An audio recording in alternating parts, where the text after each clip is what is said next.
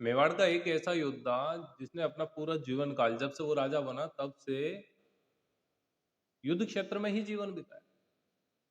मेवाड़ को काफी ज्यादा एक्सपांड किया और उसके सानिध्य में राजपुताने के सारे राजपूत योद्धा रहना पसंद करते थे, उसके सानिध्य में रहकर युद्ध लड़ना पसंद करते थे।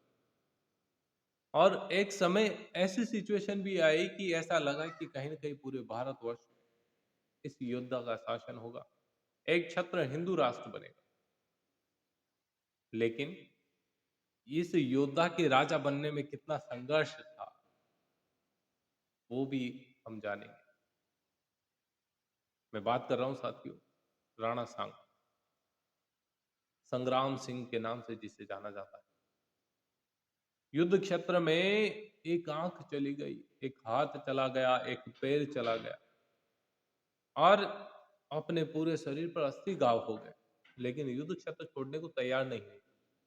जरा सोचिए उस योद्धा की ताकत को, कि जो राजपूती आन बान शान थी कि राजपूत कभी युद्ध क्षेत्र से भागते नहीं, राजपूत कभी पीठ नहीं दिखाते। युद्ध क्षेत्र में 80 गांव हो गए, शरीर लहूलुहान हो गया, जगह जगह से खून बह रहा और एक आंख, हाथ और पैर तो पहले से ही काम नहीं। फिर भी उसकी शूरवीरता, अन्य राजपूत योद्धा इतने मनोबल से भर जाते थे कि उसकी उपस्थिति से ही आधा युद्ध जीत लिया जाता। मेवाड़ के एक महाराणा थे, महाराणा संग्राम सिंह, महाराणा रायमल के छोटे बेटे थे। और राजपूतों में परंपरा थी कि जो बड़ा बेटा होता है वही गद्दी पर बैठता है, वही राज्य का युवराज होता है और वही राजा होने का उत्तराधिकारी। तो आखिर ये संग्राम सिंह कैसे राजा बने? दरअसल साथियों, संग्राम सिंह के बड़े भाई जो थे पृथ्वीराज और उनके साथ जयमल, ये तीनों बहुत महत्वाकांक्षी थे। तीनों दक्ष भी थे और तीनों सक्षम भी थे और राजा बनने के लायक भी थे। लेकिन होता है ना, एक सिक्के के हमेशा दो पहलू होते हैं। कुछ अच्छी बातें तो कुछ नकारात्मक बातें भी होती हैं। जयमल एक स्त्री के साथ दुर्व्यवहार करने के कारण मारा गया। पृथ्वीराज अपनी बहन की प्रताड़ना को दूर करने के लिए अपने जवाई के छलावे में आ गया और जवाई ने जहर देकर उनको मार दिया। कितना दुर्भाग्य। कहते हैं ना कि नियति में जो लिखा है वो होकर रहेगा। यही पृथ्वीराज और जयमल दोनों मिलकर संग्राम सिंह को मारना चाहते थे, क्योंकि ज्योतिषी और बीमल गांव की चारणी ने कहा कि संग्राम सिंह के राजा होने के चांस ज्यादा है। मारना चाहते थे लेकिन मार नहीं पाए। जैसे ही ये बात सुनी कि इसके राजा बनने के चांस ज्यादा है, तो आओ देखो ना ताओ, दोनों ने म्यान से तलवार निकाली। तलवार निकालते ही संग्राम सिंह पर वार कर दिया।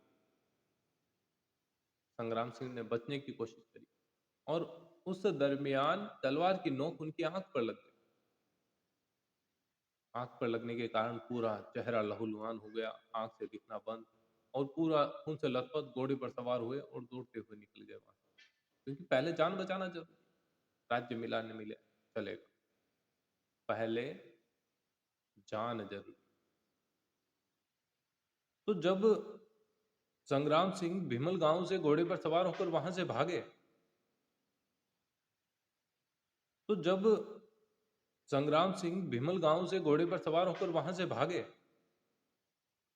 बिदा राठौड़ उस समय रूपनारायण जी के दर्शन के लिए आए सेवंतरी गांव।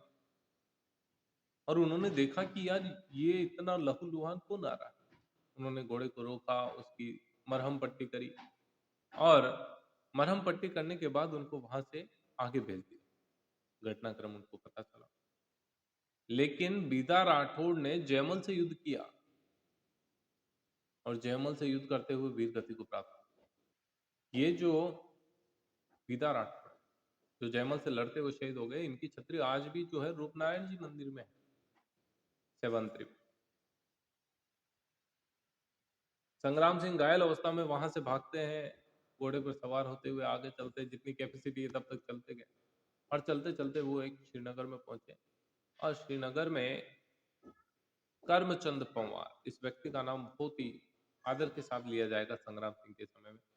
करमचंद पंवार के पास पहुंच गए और करमचंद पंवार ने उन्हें अपने यहाँ पर पनाह दे दी और संग्राम सिंह चुप कर वहीं जीवन यापन करने लगे। जयमल और जो पृथ्वीराज थे उन्होंने ये सोचा कि वैसे वो घायल हो चुका है और हो ना हो कहीं न कहीं उसकी मृत्यु निश्चित हो गई होगी, ताकि इतना समय गुजर जाने के बाद भी, क्योंकि इतना समय गुजर जाने के बाद भी संग्राम सिंह वापस नहीं आया। तो या तो वो मर चुका है या फिर उसके राजा बनने के चांस जो है, उसकी इच्छाएं जो है वो उसने छोड़ दी कि मुझे राजा बनना ही, या उसने छोटा मोटा अपना कोई दूसरी जगह राज्य बना लिया, अपना छोटा सा राज्य धीरे धीरे शुरुआत कर। ऐसा ही कुछ कारण रहे होंगे जिस कारण से जयमल और पृथ्वीराज ने बाद में उनको ढूंढा नहीं। दूसरा कारण ये भी हो सकता है कि जब पिता की डांट पड़ी, महाराणा रायमल को ये पता चला कि यार उन्हीं के बेटे एक दूसरे के खून के प्यासे हो गए इस राजगद्दी के लिए, तो राणा रायमल ने बहुत लताड़ा और बाद में उनको जो है कुंभलगढ़ भेज दिया। कहते हैं कि जब तक परमपिता परमात्मा का बुलावा नहीं आता तब तक कोई जाता नहीं।